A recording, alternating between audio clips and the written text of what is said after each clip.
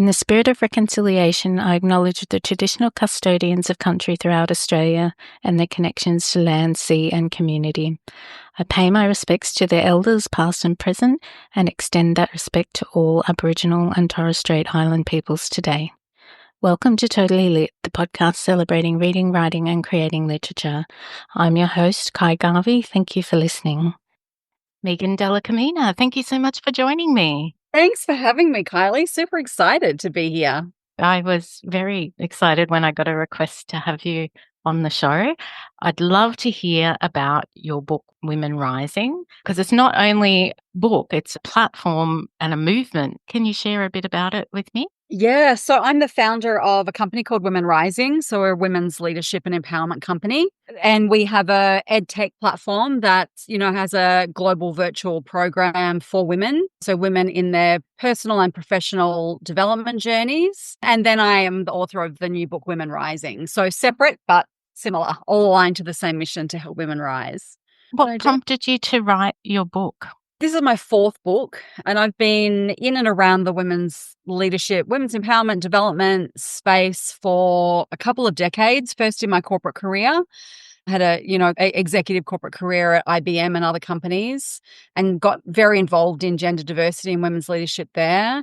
And then been running my own company for the last 11 years, all around, this space. And this book particularly, it's one of those books that I was just sitting on for a number of years, just waiting for, and your writers will understand this, like just for the themes, the pieces to come together, and also for it to be the right time for this book and the right sort of time in the zeitgeist where it could really pick up and do something and create some change. So, yeah, that's been an interesting journey as well. Well, it's an interesting role women have because we run our households, run our families. We're really like little CEOs in our own world. But I don't know about you. There's some mornings where I wake up and I think about the day ahead of me and go, I don't know if I'm going to be able to do everything that I need to do today. But really to achieve things in our life, we really have to overcome that feeling. Do you have any tips about how you tackle that on a daily basis? Yeah, look, it's such a big question, isn't it, for women? And just that sense that sometimes that load just feels so heavy. And I'm a single mum. My son's nearly 24, but I've always been a single mum since he was 18 months old. And I remember those days, like those days of doing that juggle and the hustle and just looking at how, like literally, how am I going to get through this and get all of these things done? I think I know it sounds so, well, of course, but the whole piece around self-care and like how are we taking care of ourselves in that process, which sounds so simple to say, but it can be so incredibly hard to do when you're in the mix and you're juggling all of the things.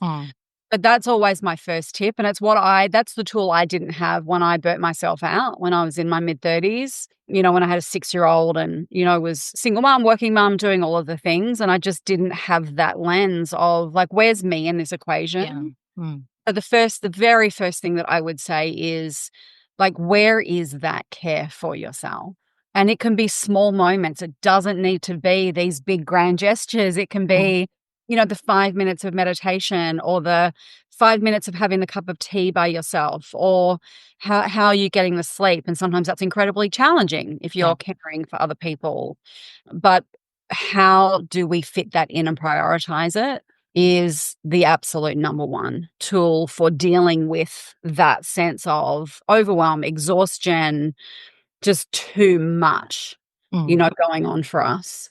That mental load can be quite heavy in terms of you are trying to make sure lunches are done, uniforms are ready, this person needs to be at this appointment, this person needs to be at sport. Then, especially if you're a working mother, you are sitting at your desk 8 hours a day managing that while your phone is going off and, Mom, I need this, oh, I forgot that.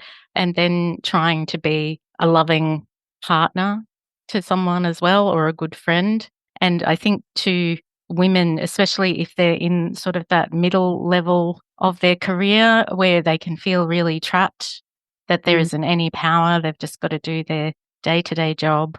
And sometimes it sort of feels like there's no way out, that you're in this like sort of, what is it they call when you're running the mouse running on the wheel? Yeah, on the hamster And you're wheel. never moving forward. You're just going round and round and Running in round. place. Yeah. So do you have ideas for women who want to achieve and move forward, whether it's with their career or if they're a writer, if they're wanting to establish a writing career? How do you break out of that cycle? Yeah. So I would say, I think from all of the women that I work with and support, like literally thousands and thousands of women every year, and my own journey as well. Like I've been through all these different stages in a career as a writer, running a business, is like step one after the self-care piece, like, because it's really hard to break out of anything if you are exhausted and burnt out and overwhelmed, right? So that has to come first. And we have to be able to create a little bit of space. It just like, where's that little wedge of space so that you can start to think about the second piece, which is clarity. And what is it that you want to be doing? And what is it that, like, what's the vision and what are the goals in this space? So if you want to write a book, okay, great. Clarity, right? I want to write a book. What is it? Fiction, nonfiction? What's the genre? Blah, blah, blah, blah, blah. All the things that we do as writers. When am I going to write this book? Where is the space? And again, it doesn't need to be, I need 6 weeks on retreat. It can be, okay, there's 10 minutes here and there's 30 minutes here, charting the path. And whether that's because you're in a career or you want to write a book or whatever, once we're clear on that vision, then we can start to lay out the steps. And again, it sounds so simple, but most of the time, most of us don't do that. And then we wonder why we're not progressing or why we just feel sort of trapped and why we feel stuck. And the greatest way to get unstuck is just one small step. Like, what's the next small? I'm all about the small steps. Yep. What's the next small action? Like, if you don't have time to write 2 pages today, write 5 lines. You're still moving forward. Like, you're still making progress to your goal. That's why I've written all of my books. It hasn't been these big spaces. It's all been in the cracks. Small moments. Yeah, exactly. So the self-care, then the clarity, and then okay, what are the steps that you need and what support do you need to be able to do that so that you can show up for yourself and show up for, this dream or this goal that you have to, move toward it. Are you happy to share your own experience with burnout, and how did you move forward from that experience when you felt like, I don't know, I don't want to call it rock bottom, but like you do hit that point where it's too much? What did you do? Yeah, so I'm 54 now. I was 36 at the time. So I had a 6-year-old. I'd been a single parent for like 4.5 years. I was a new executive, so I'd been in an executive role at IBM for about 2 years, and I was very young for that position. It was a very big job. I was new to the company as well, fairly new, and so I really was just in over my head. Not for what I was doing. I was director of marketing, and I was top of the mastery curve for my skill set, but not for the environment and the politics and the company and everything else. And I had no tools. Like I'd been a workaholic for a decade because but that was what had been modeled to me. When I look above and around me, they were all men. They had wives at home looking after the children mostly, and they worked all of the time. From 25 when I was at GE, that's what had been modeled for me. So that's what I did to, be successful in inverted commas. And I'd had lots of mini burnouts. And I think a lot of people will relate to that, like those little moments where too many colds and flus or, I got a heart condition. That was one of my signs. I had a thyroid issue. That's a big warning. Yeah. Slow down. All of these little steps, right? And then I came back. I was in the US for a business trip, and I flew in that morning, and I was just, you just feel like you've hit the wall. And I drove into the car park that morning, and I just thought, I just can't do this for one more day. Not one more day. It was just like a moment of ultimate clarity. And I'd been talking to my mum on the phone, and I just got out of the car, walked into my CEO's office, and I said, I'm done. Like, I can't. And for me, it was what I would call an invisible burnout. And again, I think a lot of women will relate to this, where on the surface, I looked fine. You know, I had that mask on, I was showing up, I was doing all the things, I was taking care of my kid, I was taking care of everything at work with a smile on my face because, you know, that's what women are expected to do. And everyone was shocked. Like my CEO, who knew me quite well, was like, I had no idea. I'm like, no, because I didn't let you see any of that.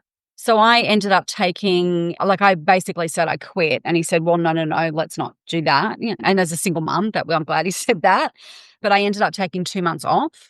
And then I came back in a 4-day-a-week different role, which I did for 7 years in corporate before I left. But here's the thing, right? And this is a warning sign to anybody who's going through burnout. I took 2 months off, but in that 2 months, did I just relax and rejuvenate? No, I didn't. I packed up my house that I'd been in for 15 years, moved house, moved in with my partner and his 2 teenage children. My ex-partner was a complete disaster, and went through all of that stress and then had to move again within that time, shortly after that period.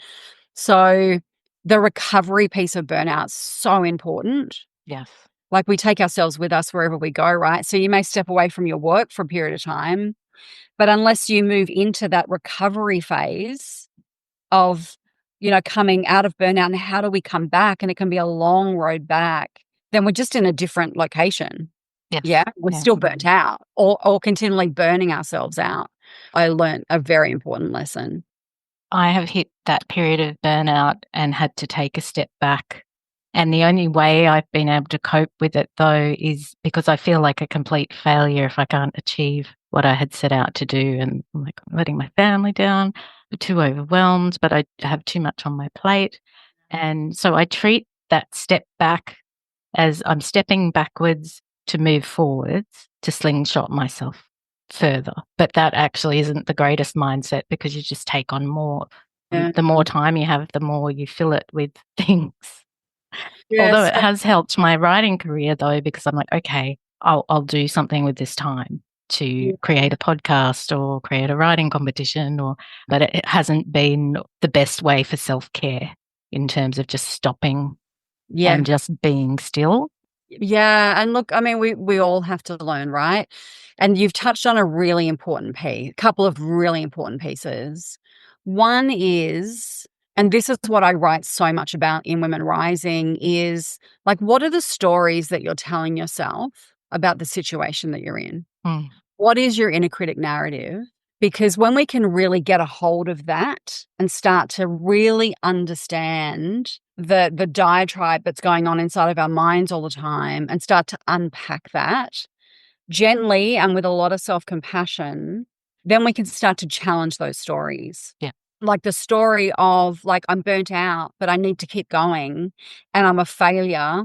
And so therefore I need to do something else productive whilst I'm burnt out and taking a step back to recover, right? That's a whole narrative that, yes. And so if we can say, well, what are the stories that I'm telling myself about this situation that's leading me to believe that I need to be productive while I'm meant to be recovering? And where does that come from? It sounds to me like the overachiever archetype, which I am as well. Yeah. Which is all social conditioning, right? Yeah. That's the work. Like that's the real deep work. Because when we can really get into that, and that's what I had to do in my eventual recovery, but I still have to watch that now. Because I think if you have a tendency for overachievement, you have a tendency for burnout. Yes. And it's always coming back to those stories of, why am I driving myself so hard? What am I telling myself? And what meaning am I making from the fact that I've taken a step back, if that's what, so that we can start to quieten and unravel those inner narratives that either push us into actions that are harmful for us or they keep us stuck, like the writer who is stuck in inactivity because their inner critic story is saying, you're not good enough, someone's written it before, you're never going to finish, no one's going to buy it. That's an inner critic story as well. So we can either harm ourselves, stay stuck, in this sort of inertia and inaction. So that inner critic work is so important for all of us. I'm really pleased that you've brought that up, because that is my next question about the inner critic. I think women really beat themselves up a lot. How do you address that in your book about the inner critic? So the book's in 3 parts. So part 1 is around the forces that hold us back. So the forces outside of us, patriarchy, social conditioning, gender normative conditioning, biases that exist, and what I call the paradoxes of power. So that kind of sets it up for us. Like, why do women, like, what do we come up against in our lives, in our careers, as mothers? And then the second part of the book is all about the inner critic, which starts with understanding how we internalize the patriarchy as women. Like, we think it's something outside of us, but it's also something inside of us. Yeah. And that can create and drive this inner critic and these stories and narratives, as we were just talking about. So what I go through in the second part of Women Rising is, how do we really start to understand that? And then what are the strategies to unpack that so that we can move through it and, take the action that we want to take and feel good about, our lives and our careers, etc. And one of the things that I have written in the book, the 13 archetypes of the inner critic, because I wanted to really go deeper than just, well, here are the top line tools. Yeah. I've found it's incredibly helpful to get under that and look at, well, what is the nature of my inner critic? Am I a perfectionist? Am I the overachiever? Am I the people pleaser? Am I the empath? Am I the comparer? Like, what is my flavor of inner critic? Because they all have different inputs and then different strategies to start to tame them and manage them. And I'm finding that is incredibly helpful for people to, especially if they've done any inner critic work, because it just gets us to that next level of our own self-awareness and understanding. And then, okay, if this is you, go do this. Yeah. I think I need to sit down and read your book so I can identify myself. I know I'm very unkind to myself and am a lot harder, and my self-talk, I would never speak to someone else the way I speak to myself. And yet I think I'm quite a nice person to other people, yet so just mean to me. Yes. And you're not alone, right? In our Women Rising program in my company, we have had almost 10,000 women in 4 years go through this program. Amazing. It's just been phenomenal. And the thing I hear more than anything else when women come in is, number one, I thought it was just me. Like, I thought I was the only one, exactly what you just said, who, I'm so mean to myself. It's most of us until we get the tools. And once we get the tools, then we can start to, that voice inside my head, number one, it's not me. Number two, it's not true. And number three, there's something I can do about that so that I can stop beating the crap out of myself all day and start to move in the direction of how I want to feel and how I want to live my life, which is it's an ongoing process, right? Like, I still have my own, of course, that come up, but I now know what to do with them. Yep. When those stories arise that keep me stuck or make me lose my confidence, or, I'm writing my book and it's like, is this anything new? Is anyone going to care? I know what to do with those stories now. So then I can to the other side of that. So I hope it helps. It sounds fantastic that you've been able to help so many women with your program as well. Like 10,000 is a lot of ladies to help. Thank you. Yeah, it's wildly exceeded all of my expectations for the work. Fantastic. And I think that so many women have, like, we struggle alone so much as women, and we just put that mask on and we just soldier on.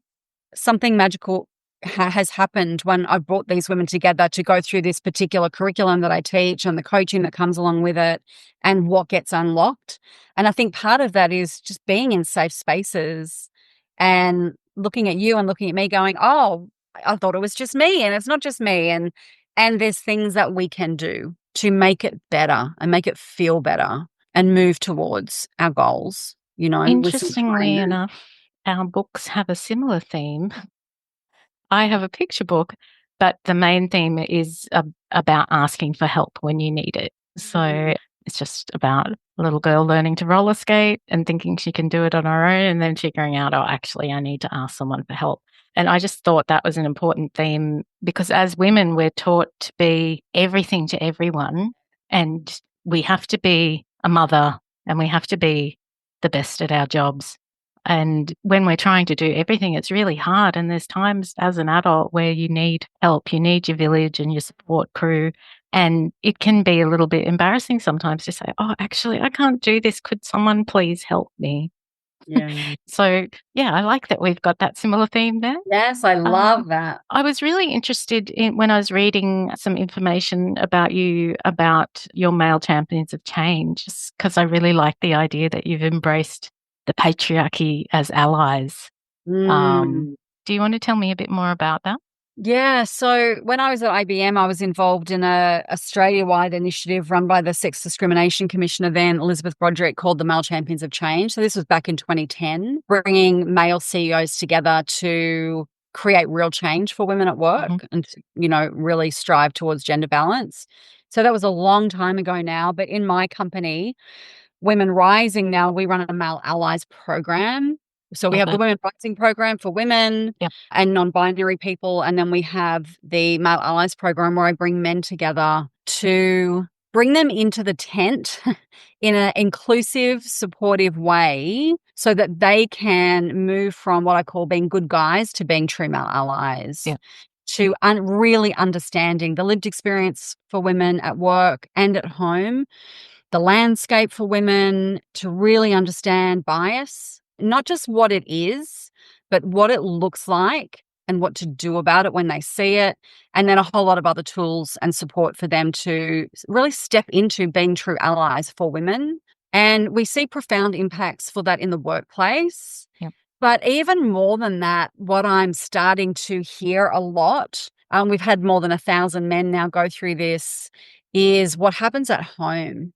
For those men who are married to a woman or have a female partner, of the change in the dynamics. And I was on a call today with a woman at one of my clients, and she said, oh, my husband just went through the Male Allies program. And I didn't know that. I didn't know it was the first time I'd met her. And she said, it's changed our marriage. Fantastic. And I was so shocked. And I was like, tell me more about that. And she said, because now he understands my experience as a woman. And now he's curious about it and he's asking and he wants to make it better for us at home and also make it better in the workplace. And like the book's inclusive of men as well. There's a whole section about what about the men. I was really passionate about writing that and about it being like we have to stop being divisive about getting to gender balance.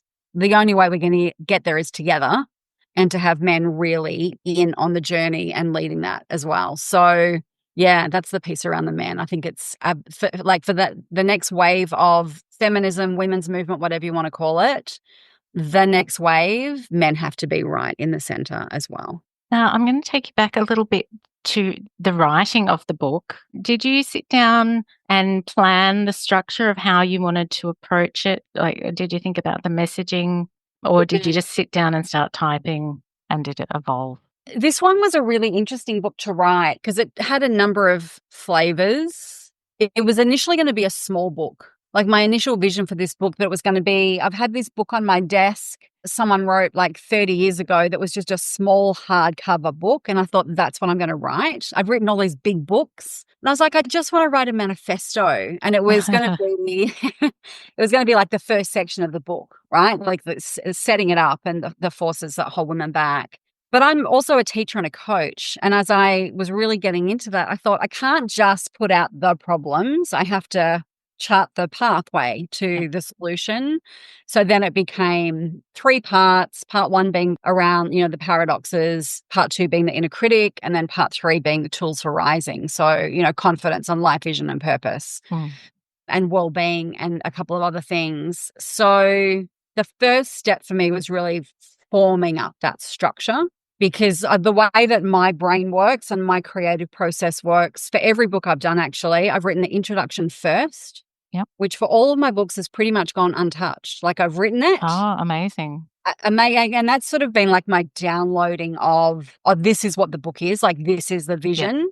And then having a really clear structure that has like evolved and morphed. But like once I land on it, and with this book, like once I landed, I was kind of like, oh, okay.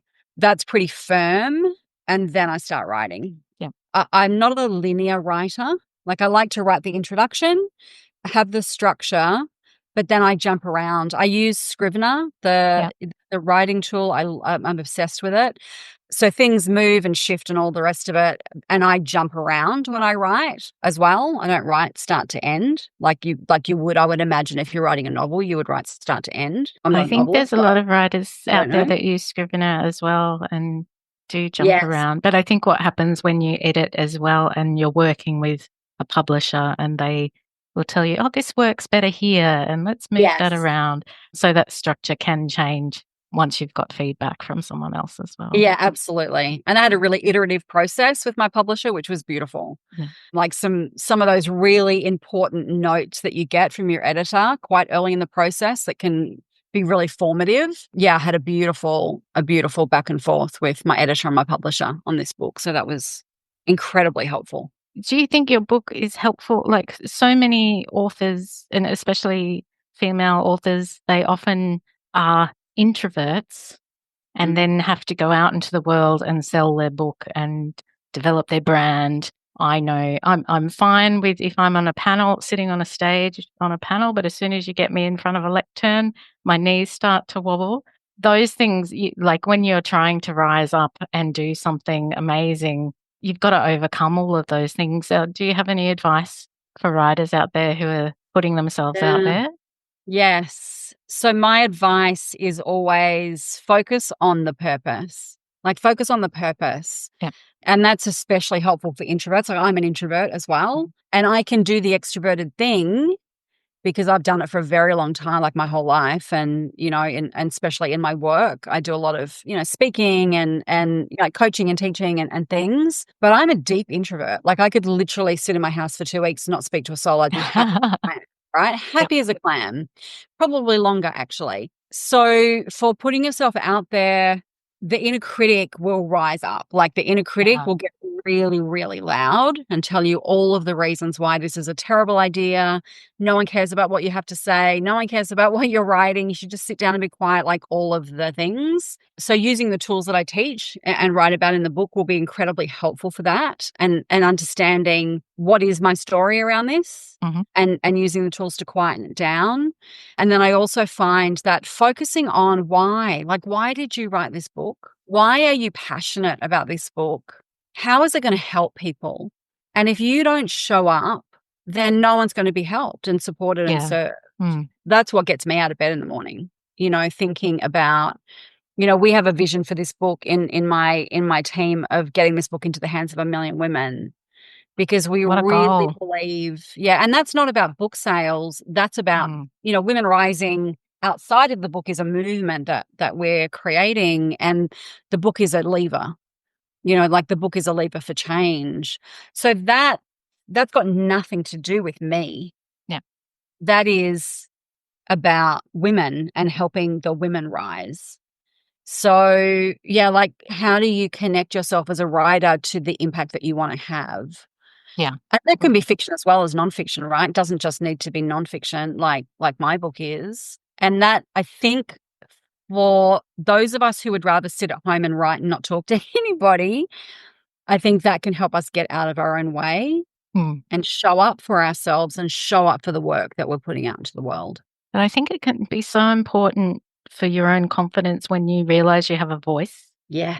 Because my life has changed dramatically since I've been writing and since I've been podcasting and going, I can actually make change. I can connect with people, and it has changed a lot of the way I approach life. Just having that boost of confidence and realizing I'm capable of something outside of, I shouldn't say just being a mum, because raising children is a very important job, but you do kind of just, and especially as you get older, it feels like you're becoming invisible. The older that you get, it's like, well, actually, no, I've got a lot to say. I'd like to say it. Yeah, and honoring that voice, right? And honoring your place in the world, that you have something to say and that you're going to say it, and then you're going to then back it up. Because it's another thing to, I wrote this little thing and it's just going to sit here, to I wrote this book and I would like to offer it to the world. Yeah. There's a whole chapter on confidence in the third part of the book where I go really into the confidence strategies and tools. So that may be helpful for some people as well. Oh, definitely be helpful for me. Yeah. Now, as you've got, the book is out and people are reading it, what's the reception you've had from the women that you're helping and other women that have read the book?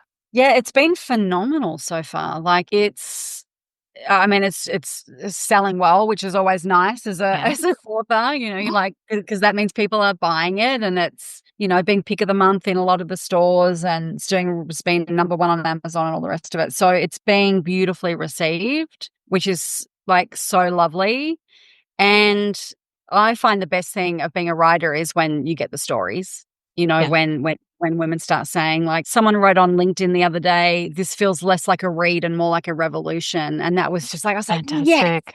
like, yes. Love that. That was exactly my intention, right? Like, and I just felt, oh, yes, thank you. So, yeah. And then it's, as a writer, you just got to constantly show up, constantly put the energy out, constantly talk to people about the message, about what it is, about why it matters, about how it can help. I mean, that can be exhausting.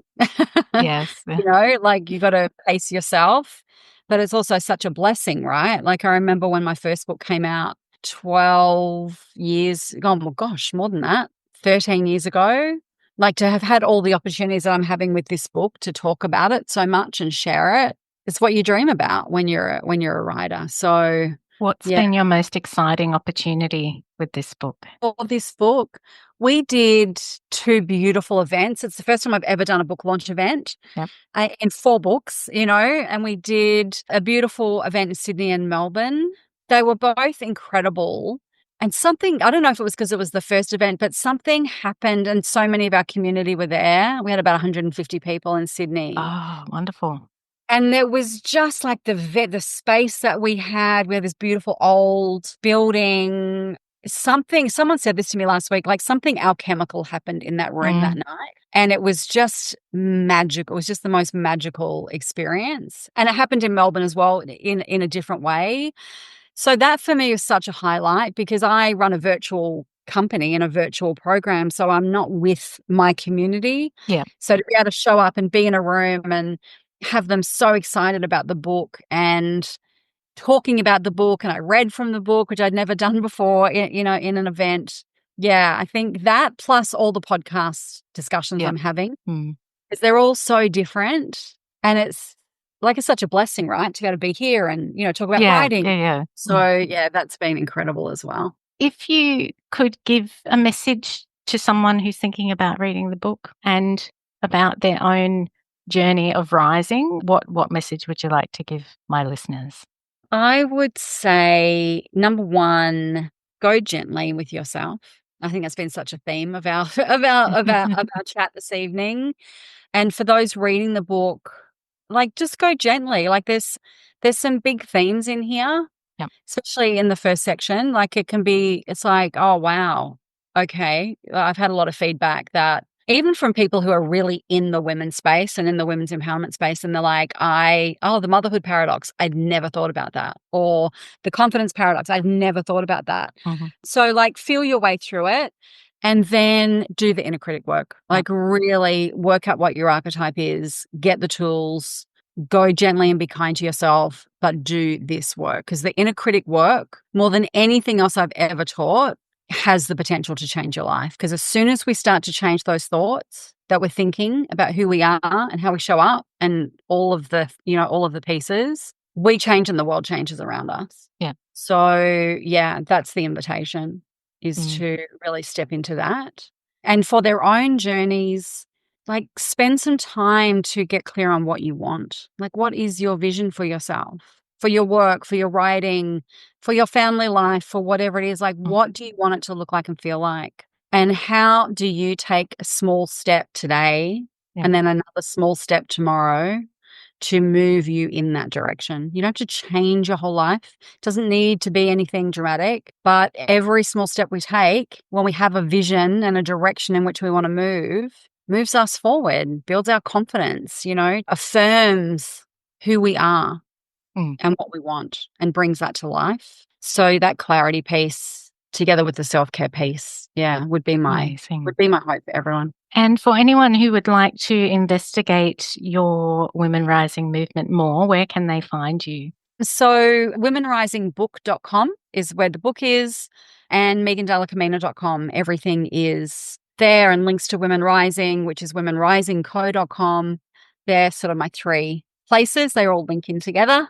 Amazing. We'd love to connect with people. I'm on socials, all the socials at Megan Dalla-Camina as well. You have a massive following. It's incredible. Here's how I think about followers, right? And community that we have. Think about being in a room with 1,000 people. It's a lot of people. A lot of people. And, we look at people's social media numbers and we feel self-shame and I don't have enough and da-da-da. And then you think about if you had 250 followers who were really into your work, true fans, that can create a revolution. Yeah. Right? And 1,000 people in a room, that's a lot of people. Yes. So every person counts, every follower, every person who's interested in what you have to say is a gift, such a gift. Well, thank you so much, Megan, for joining me. I've enjoyed hearing about your book, and I hope that some of my listeners can benefit from some of your lessons. Thank you so much. I've loved our chat. I wish you all the best. Thank you. Totally Lit is an independent podcast. You can help support us to continue to chat with wonderful Australian creatives by leaving a review on iTunes or sharing our socials with your friends. You can also make a contribution at www.buymeacoffee.com/Totally Lit. This will also help with equipment and podcasting platform fees. I love to interact with our listeners, so feel free to say hello either by email or social media at totallylitpodcast@gmail.com, or you can find me on Facebook, Insta, LinkedIn and Twitter, and now Blue Sky. I've also created a group on Facebook called the Totally Lit Writing Community. It's a space to continue the conversation and share your writing successes, events, launches and latest projects. Jump into the group and say hello. Thank you for listening to Totally Lit, and don't forget to go out into the world to read, write, create, ignite.